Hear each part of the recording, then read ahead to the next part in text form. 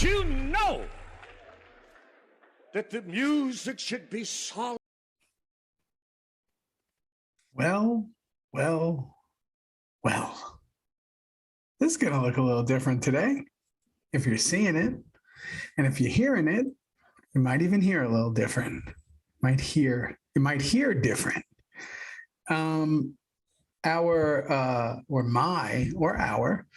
brother-in-arms, our friend of friends, Kim F. Coates, is down with root canal issues. From what I can gather in our conversations, and these pictures are worse than I could think of. Apparently just some issue with root canal, which has led to a multitude of other issues. So there will be no speaking from him this week. And as you know, and as we go, the show must go on. So I thought this was a good time to, I try to see the benefit in all this, and I can't wait to get back to wherever we were. I let him handle the paperwork of what episode it is. I don't even know. Somewhere in season 7, but we'll get back to that.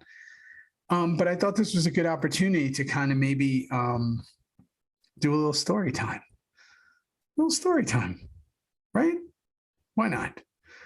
So if you're watching it, you're going to be watching this guy the whole time. No cuts to Kim F. Coates and wherever he might be at the moment, and to his multitude of characters that he likes to bring to the show, from Horrible Helga to who else does he have? He's got Harry. He's got a bunch of different dialects.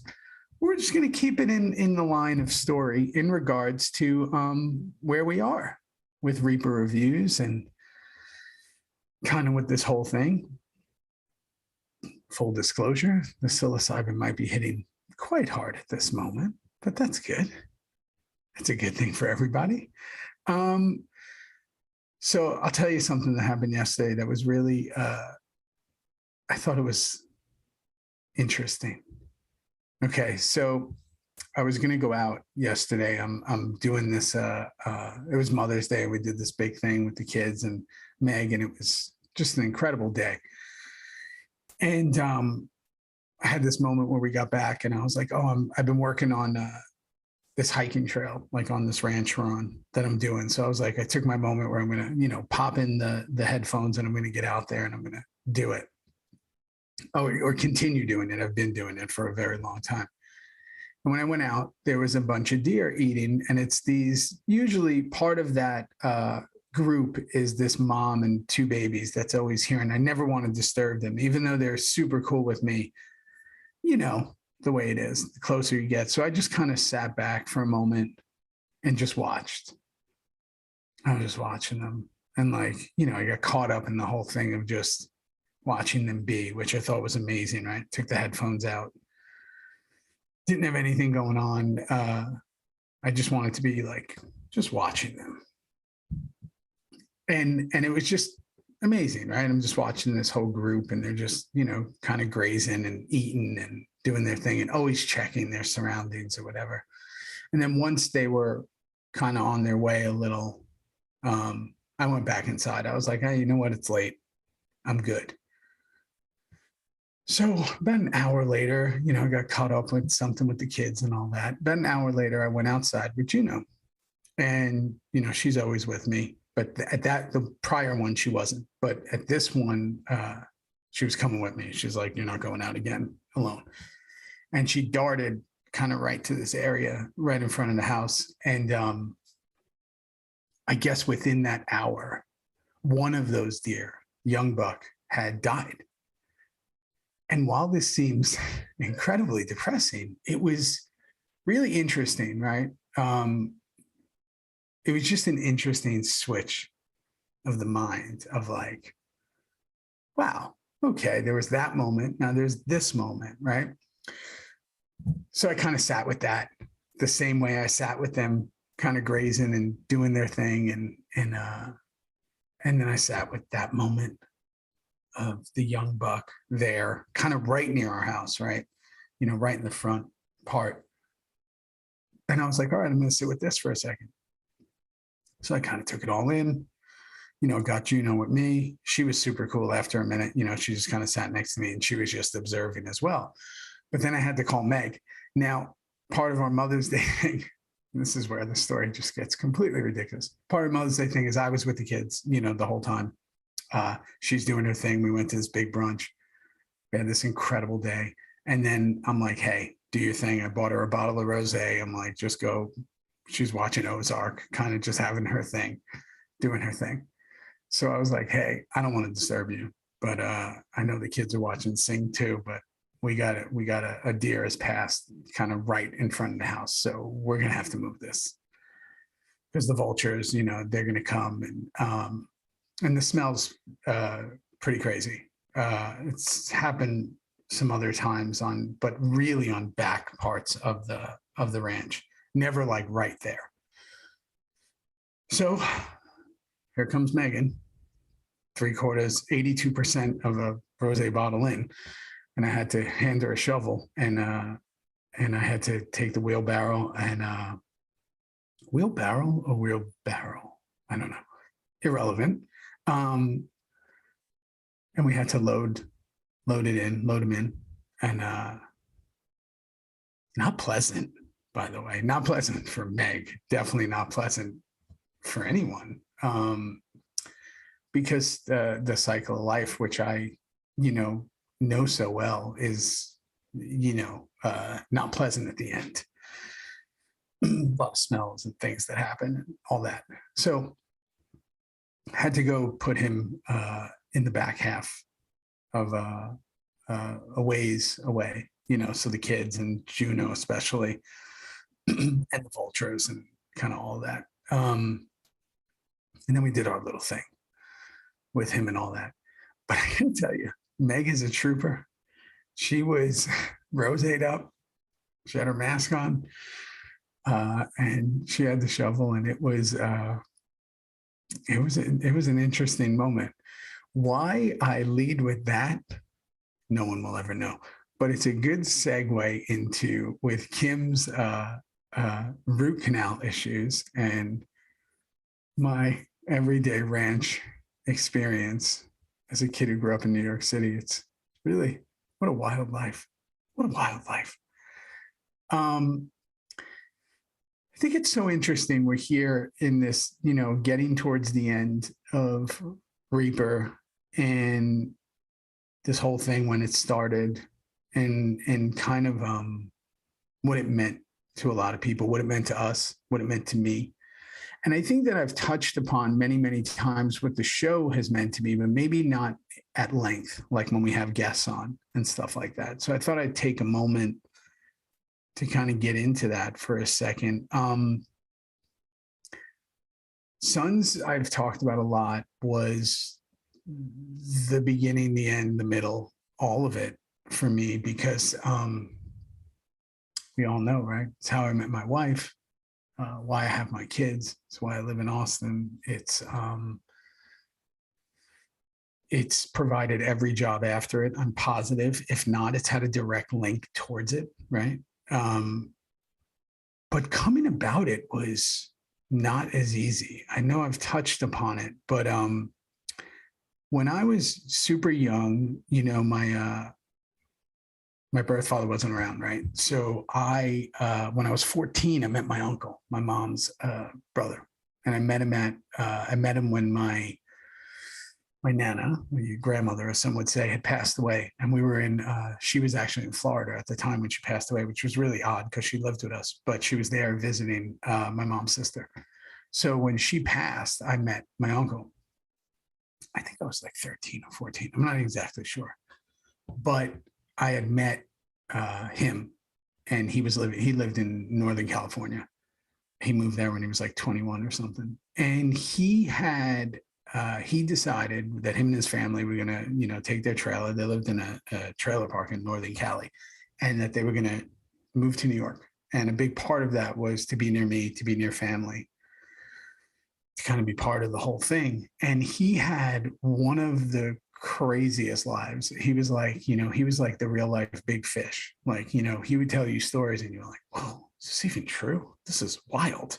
And it's because at 21, he had left New York City and here he is, close to 50 something. And he had just lived this wild life. And a big part, or one part of that wild life, was he was a biker. He, loved to ride and loved it, loved everything about it. He played music. He was in a rockabilly band and, was in prison, worked at prison, but just was this guy that everyone absolutely loved. That's a whole nother show. But the point is, he used to talk about before he passed, which is, again, another story. He passed, not long after. But for the 10 or 15 years that him and I had together, we were together every day. We spoke every day. I called him Pop. He called me son. It was one of those things. But he had always talked about motorcycle clubs and his time with them and all this thing. So when he passed, it was like 5 years or 4 years before SONS. And I think now that I look back, I was kind of still mourning it. I was really having a hard time without him in my life because he was in my life so much, like every day, all day, close, easily the closest person to me, like him and Mona, right? And when this SONS thing came up, it was called Forever Sam Crow. I was like, oh, I'm supposed to do this show. Like there was something in me that was like, I'm supposed to be in this show. And they brought me in to read for Jax. Obviously, let's all take a moment and look at me and look at Jax and realize that I was not right for that. So that audition process lasted about maybe 36 seconds. And they were like, oh, we're good, thanks. But then they brought me back in for Half Sack. No, didn't work. Then they brought me back in for a character named Hawk, which is eventually Tig, right? That didn't work. And I had to face the music that I was not going to be in this show that I thought was destined for me. Because I did. I thought it was destined for me. I thought like everything in my life was telling me I was supposed to do this show. And weeks went by, weeks. And my managers and agents at the time, who I'm no longer with, had all these other shows that this was at a point in my life where I was auditioning like 6 to 8 times a week. I was strictly a guest star actor. I would just come in on shows like Lost and Without a Trace and,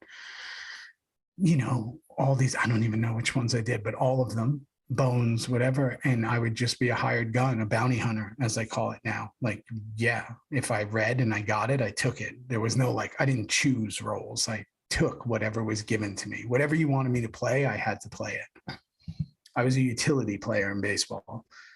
And I did that for years. That's how I made a living, between that and commercials for years, and then other, nefarious activity. But that's how I was going to do this. And I was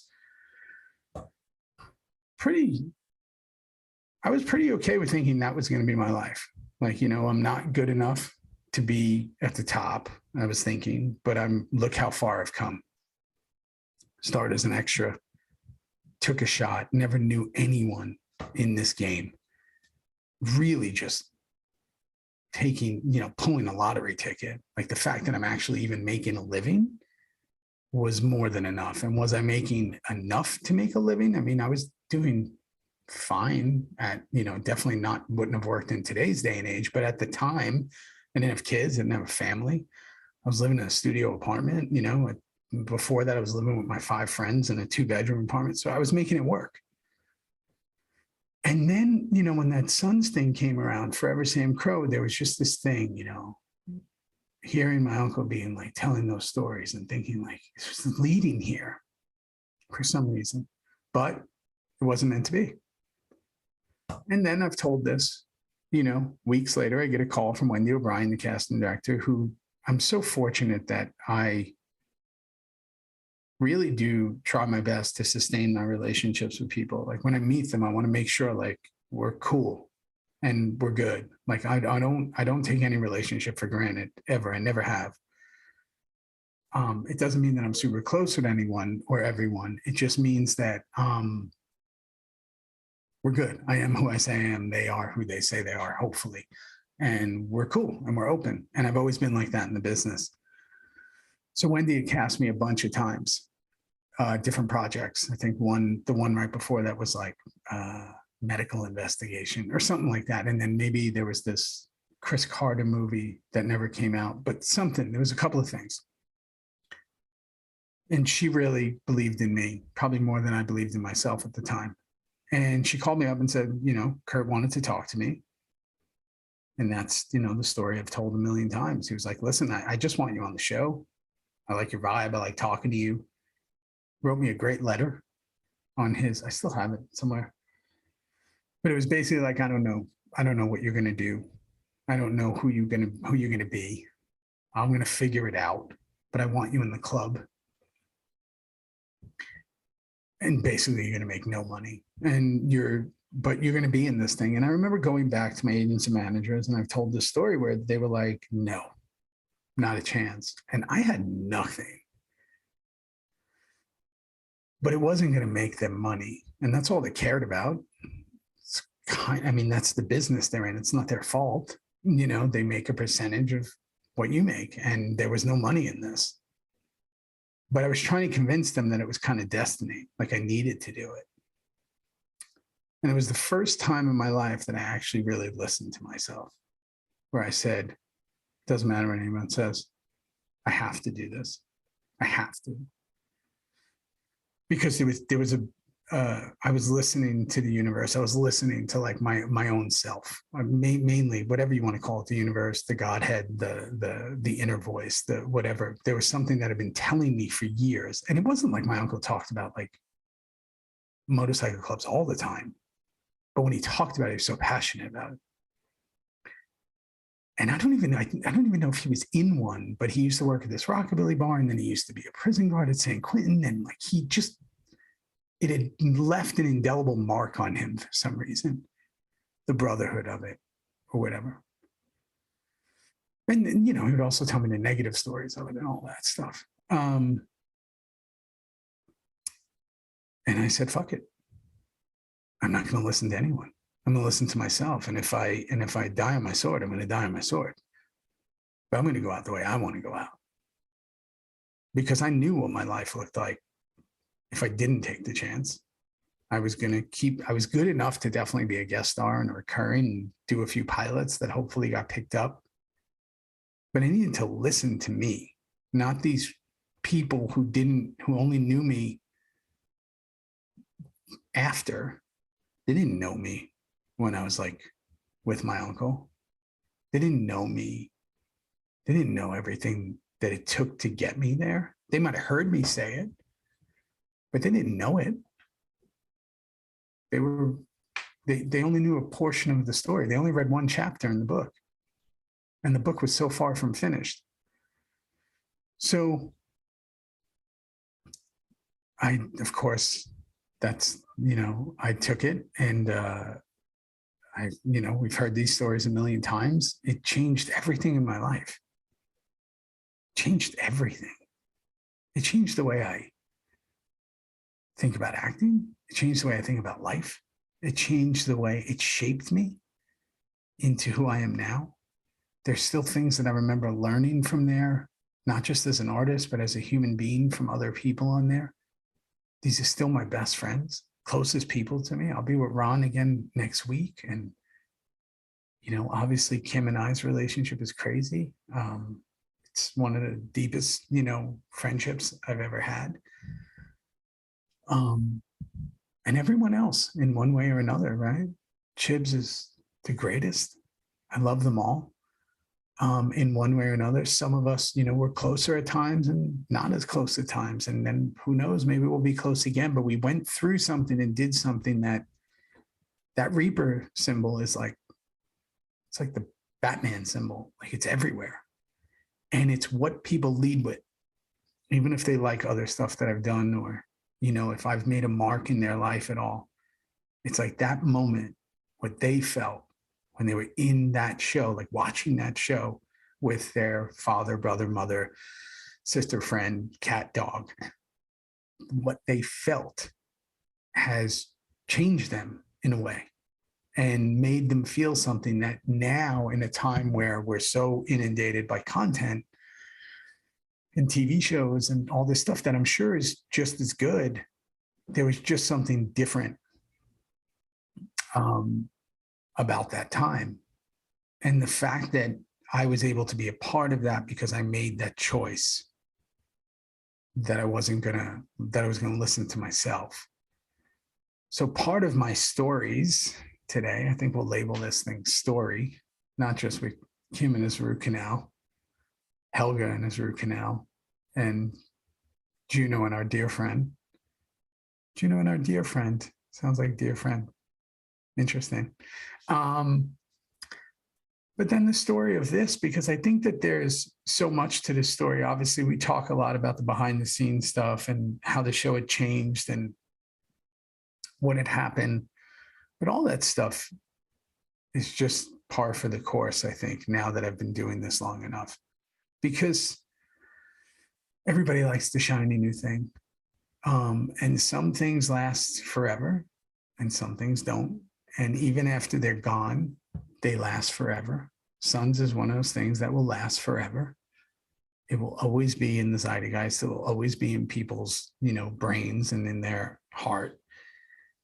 And I didn't know that when I was doing it. I knew we were doing something different. I knew that I felt different. I knew that it was big at the end. I didn't know how big it was. I was just holding on for dear life. Because again, when, Kurt had offered me that role and said, I don't know if you're going to have 1 word or 100 words or 1 line or 100 lines or 1 episode or 100 episodes. Thank God they were all the higher ones. I had no expectations. I just wanted to be a part of it. So I was so grateful for every single moment of it. And, at the end, I definitely started letting my ego brain take hold, right? I wanted more. I wanted so hard to be like man, I could do this and I could do that. I was always so happy with what I had, like, especially after season 4, but I wanted more. Like Kim says, it's like being on a team and you just want the ball thrown to you, or you just want to get up to the plate, or you want to be the one that shoots on goal. Like, you just want more. And it's not, I don't think it's a bad thing. It just shows how much you care. It's like I always tell people, if I don't talk about it, I don't care about it. And if I don't care about it, that's worse, right? You actually want me to talk about it. You want me to fight for it. You want me to be passionate about it. Because if I'm not, it means I don't care. And if I don't care, what's the point, right? So I think that that show has changed everything. And the reason I say it's how I met my wife and all that, we started doing those USO tours. I listened to Henry Rollins, because who wouldn't? When he was like, hey, you need to go visit the bases. And I was like, wow, I don't know really anything about the military. I know my birth father was like in the army and like burnt down something and got thrown out. So that was kind of something that maybe tied me to it. I knew my step grandfather was a fighter pilot because I'd always see the pictures in his house, but I didn't know anything about the military. I had never met anybody. I didn't know anything.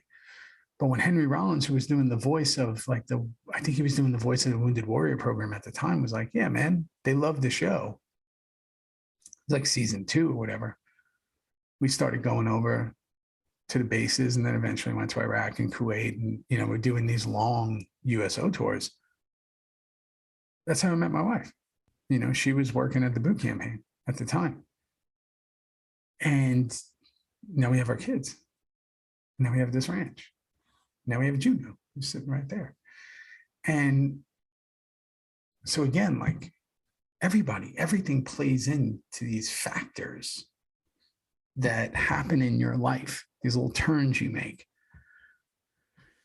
And they seem so insignificant at the time.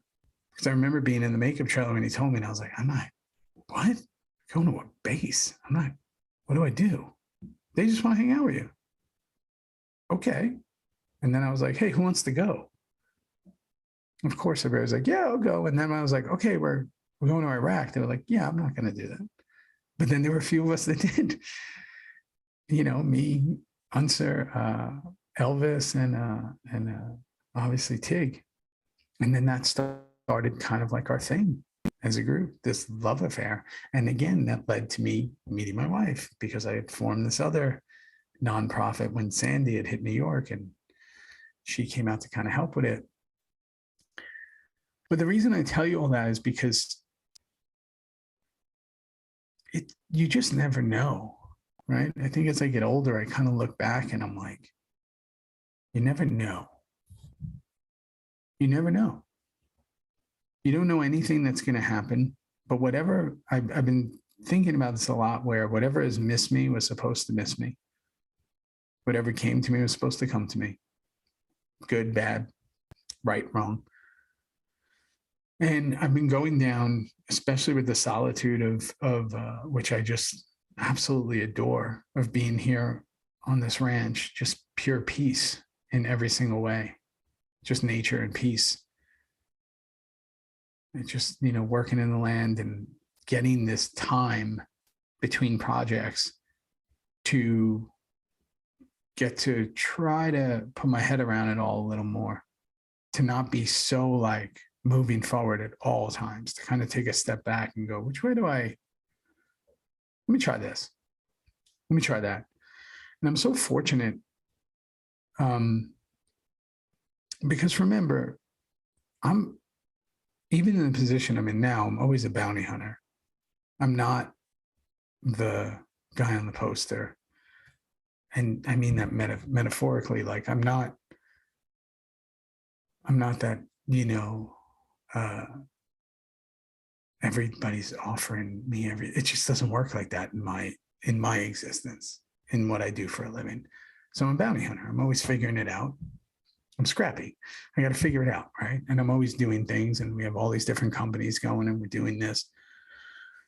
So because I know my other life is so busy all the time, me trying to create, me writing, me, directing my first thing and all these things, and just trying to like get it like I have been since I can remember, since I had my first job, since I was like 8 or 9, delivering newspapers and, working in pork stores and stuff. It was like,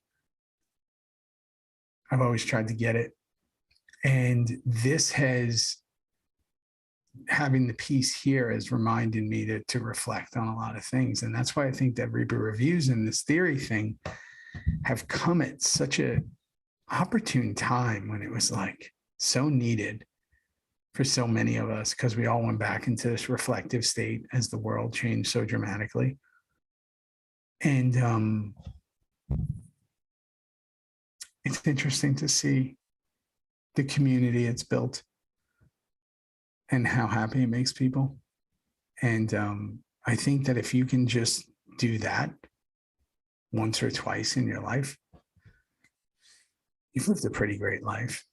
If you know that people can say like, that person did something that genuinely made me happy, even if just for a moment, that's pretty great, right? So whether it be through the art that you've expressed, or whether it be through the actions of something you've created, or whether it be through just being the person you are, right? And eventually everybody will catch up to what you're putting out there. They might not catch up right then and there. And that's okay. You got to keep doing it. You got to keep going. I run 7 days a week, even when I don't want to. Like there are times I will have this full-blown fight with myself to try to convince myself not to do it. I'm like, you don't need to go today. Then I'm like, yes, you do. Because that's who you are. That's, if you're going to shower, if you're going to eat, it's part of who you are. So you're either going to do it now at 6 a.m, or you're going to do it tonight at 3 a.m, but you're doing it. And that is my consistency to myself, right? And all of that Gino's just woke up from a nap. All of that came from that show, came from this thing that brought us all together. All of it came from what that decision. And I've probably made so many that weren't as good as that decision, that went the other way. But if I did, I don't know, because whatever missed me was supposed to miss me. And whatever has come to me was supposed to come to me. It's hard to believe that all the time.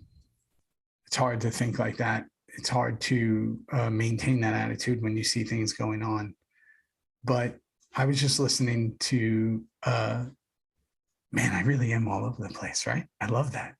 I love that my mind is all over the place all the time. I just think about so many different things. It's so bizarre.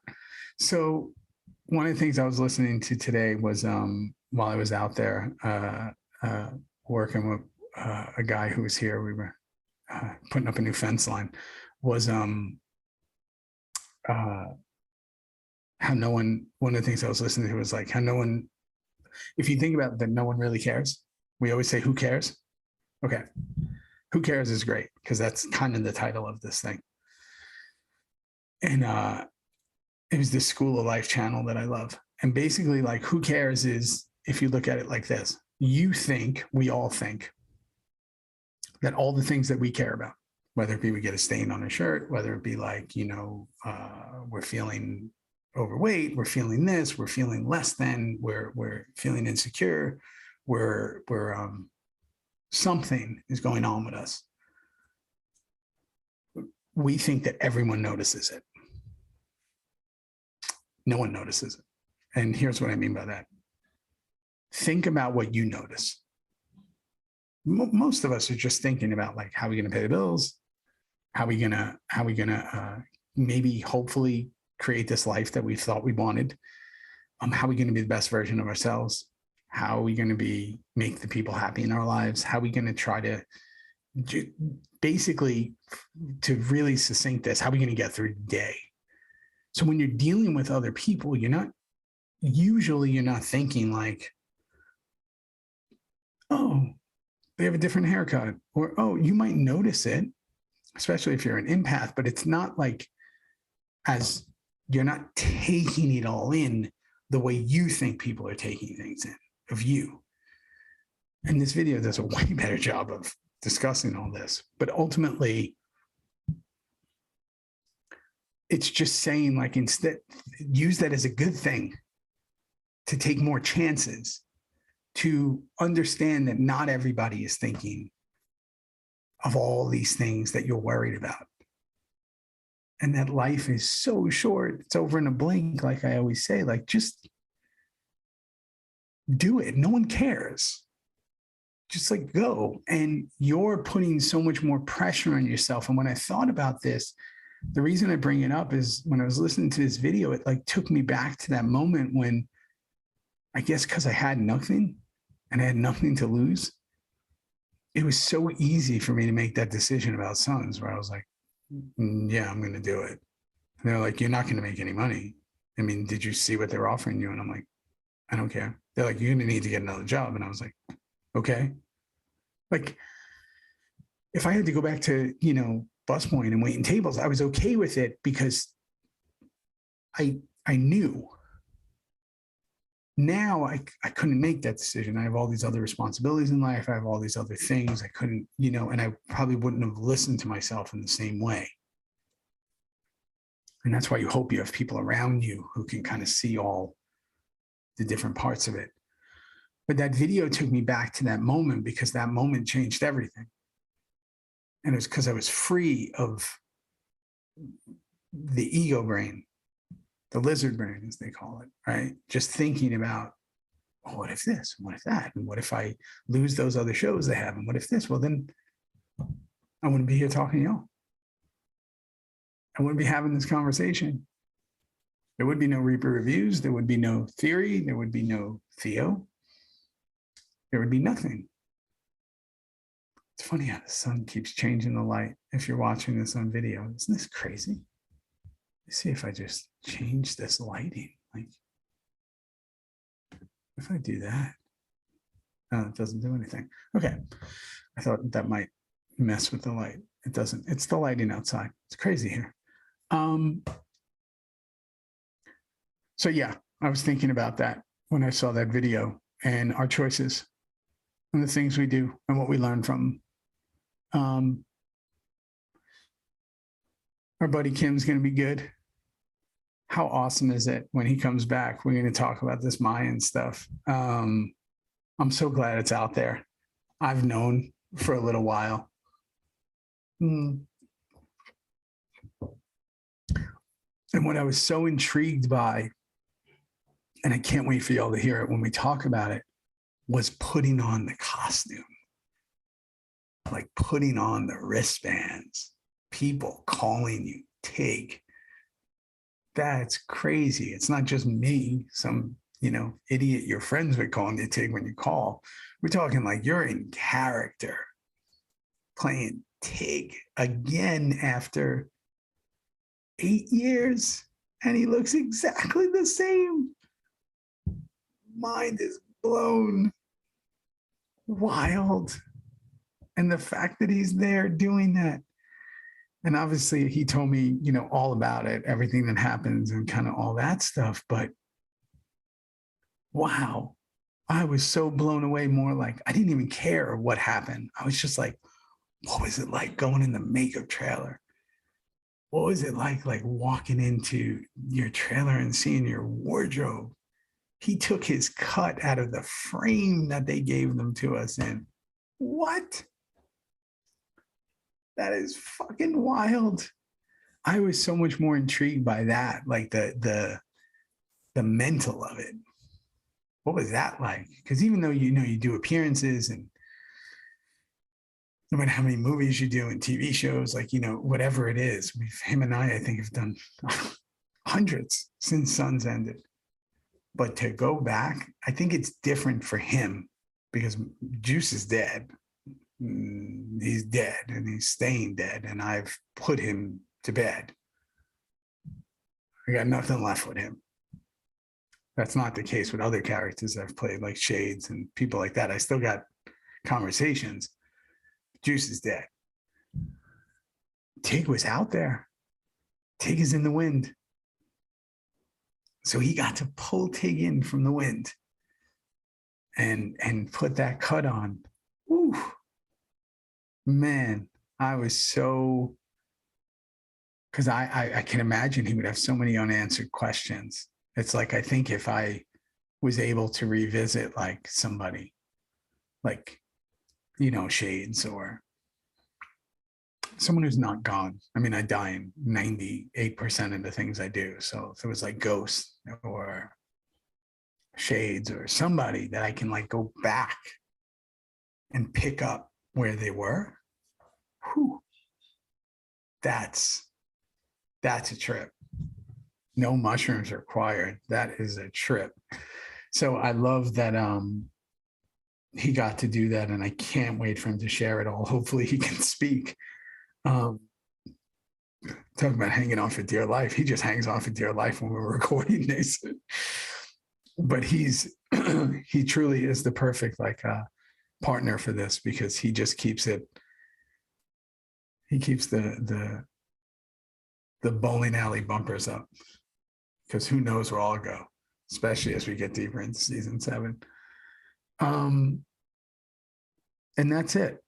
I'm not sure anything that was just said.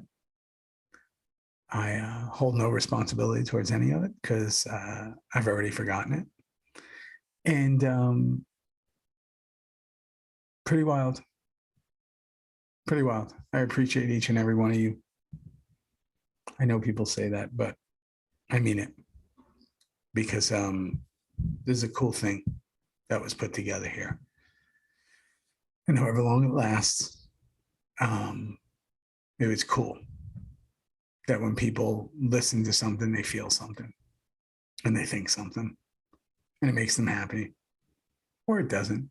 It makes them laugh, it makes them frustrated, it makes them whatever. So this was my retrospective until we're back to the madness next week. So we will pick up. I think we'll do an episode before Pearl comes on, because I think we need to get back to that for a moment, and then we'll drag Ronnie on. But yeah, hey, like I always say, this life is a fucking blink. It's a blink. Trying to enjoy it. And if you're not, lean into it. Don't disregard if you're feeling bad about something, or if you're feeling some kind of way. Just approach it, deal with it, and then move it out of the way, and then get back to realizing that this life is blank. It's gonna be over before we know it. So fuck it. Who cares? Let's go. Who cares? As I say to my man, Kim Frederick Coates, love you. Take it easy. All right? All right. Good luck with this one, Justin.